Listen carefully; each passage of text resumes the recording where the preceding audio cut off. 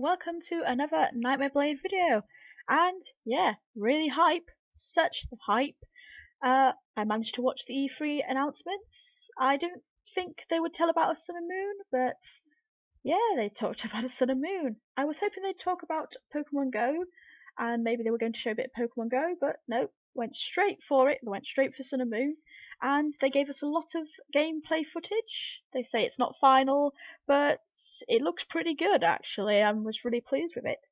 We've had a few little, tidbits. We saw a few things. I didn't think they were going to show some wild encounters. I was really excited, and then suddenly a wild encounter, and we were so hoping for new Pokemon, and no, we got a Ledybar. Stupid Ledybar. God, I hate you, stupid Ledybar. But yeah, then they continued on. They had a bit more showing of the gameplay, and did talk some more a bit about it. And fortunately, another Pokemon turned up, and the first Pokemon that we saw in Wild Encounters was Pikipek. And yeah, let's have a look. We have it's a normal flying type, normal flying Pokemon, has Keen Eye, prevents accuracy loss, and has Skill Link. It is believed that, through a description that we've had of Pikipek, that it might learn Bullet Seed, which is very good for Skill Link. It goes hand in hand. And Pikipek was actually one of the first ones we did see in the very first trailer. We saw it being animated and moved around in the screen right at the end of the video that was shown about 3 months ago. So yeah. And the second Pokemon that we had was Yungoos, or Yungu. We're not entirely sure how to pronounce it, but I really like it. It's really cute. I like its little face. It's very scary. They didn't show a Pokedex entry, so we don't know if it evolves into anything. And it's a normal type. It has Strong Jaw. We know that ability, and it's Stakeout.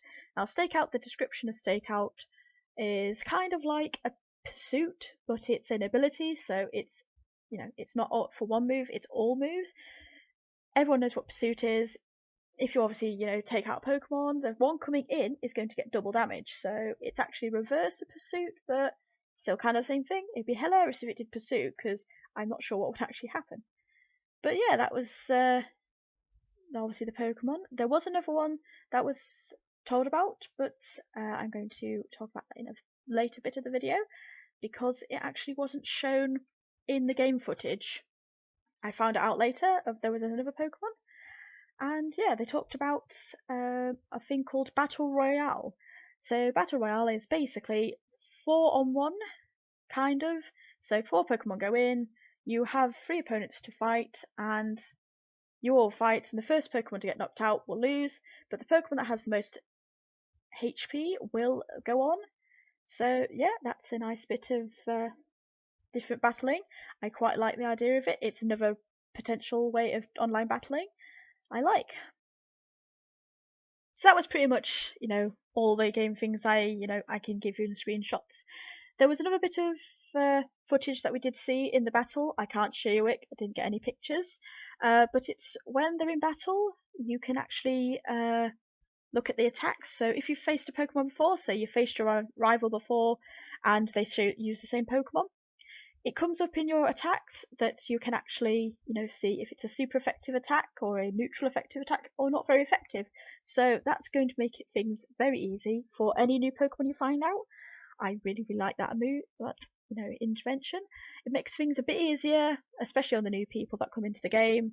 I have stockpiled a lot of knowledge in my head, and now it's just going to make things a lot easier to either learn or to remember. Going to be so much easier.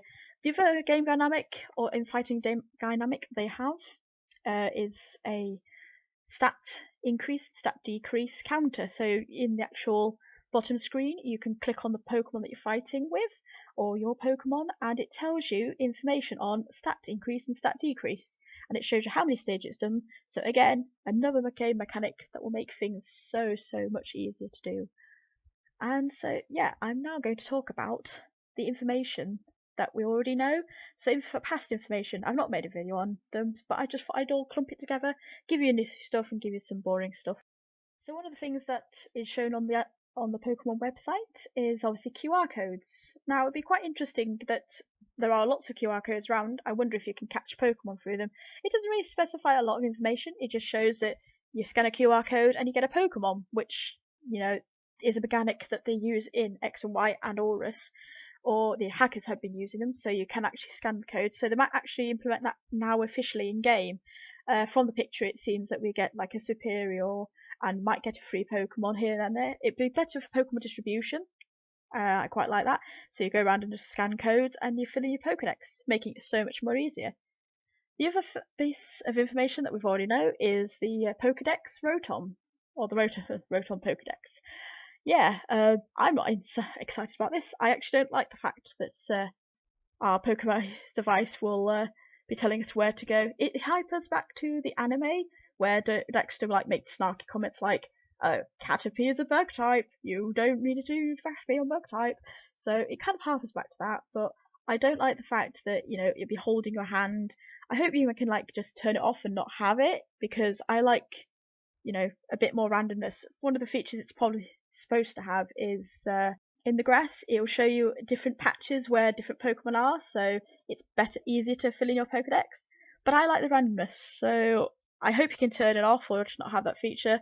The Dex Nav exists, so you can just fill up your Pokedex that way, and I quite like that because yeah, you can have it as a choice, it's an option, but the grass is not specifically going to be prevented from being randomized. Now the bit you've all been waiting for, my secret hidden finds. Now these aren't really buried in the internet, but there was two things that they didn't announce it in the official EA announcement or on the website. There was a video posted on the Pokemon channel as the E3 announcement was going out, and in that video there was a third Pokemon that I did promise I would tell you about, and that is Grubbin. It's a bug type, its ability is Swarm, it looks like a stag beetle. I believe A-Drive was really hyped about it. I watched his stream afterwards and he seemed really hyped. And yeah, I'm guessing they would have had it on, but they kind of had to speed along the announcement because obviously they're pressing time for the rest of the announcement with Zelda, because they kind of lumped them together. So yeah, it's not much to say about it. It looks kind of interesting. I believe there was a bit of information about it saying it likes electricity, so it could be bug electric, or it could be bug ground with lightning rod. Who knows? They're actually hoping they're trying to do things a bit differently. So the other item that we did find, secretly hidden on the Pokemon website, kind of snuck in there very quietly, is some alternate forms of Lunala and Solgaleo. And they're called Radiant Sun phase and Full Moon phase. Now, from the looks of them, I kind of hypothesized with my friend Tom that it could be based on the phases of the moon, or it could be based on the phases of the sun going throughout the day, or it could be eclipsed, or it could be anything. But we're hoping that the types actually change, and we're hoping that Solgaleo, by the looks of things, becomes a dark type, as well as, or Steel Dark. We really like the idea of Steel Dark. Really good. I really like the idea of Steel Dark. It gets like immunities and everything. It's awesome. And obviously Full Moon phase, Lunala, we suggested possibly Ghost Fairy. Ghost Fairy would be really kind of like spooky. I always thought that Lunala was going to be a fairy type anyway, but I quite like these alternate forms, and it's kind of just snuck in on this site, and you can find it. It's on the Pokemon sites, and you could just go find it yourself. One of the other things that I will just tag on the end of this video is this.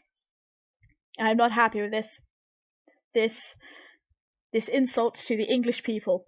Why are we getting it 5 days later? There's no reason we should get it 5 days later.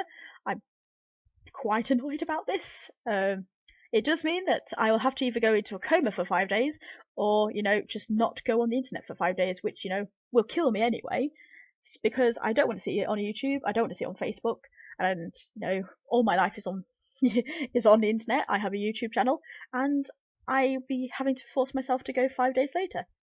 But I am hoping to go to game and see, in a few months, and maybe in October, and ask if they're planning to do a secret release on the 18th, because Australia and New Zealand are getting it in on the 18th.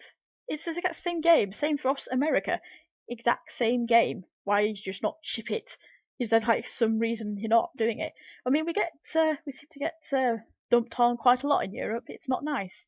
We've not had any field tests for Pokemon Go, Australia and New Zealand, again, they got field tests. America got field tests. Japan, makes sense. They got field tests because it's Japan. But yeah, we've not gotten the field tests, and we're getting it much later. I'm not happy. Not happy, internet. But if you like this video and you want to keep up to date with any more information that I, find out, and I make some more videos, I'm going to make a lot more videos hopefully. Like and subscribe, and I'll catch you in the next video. Bye guys!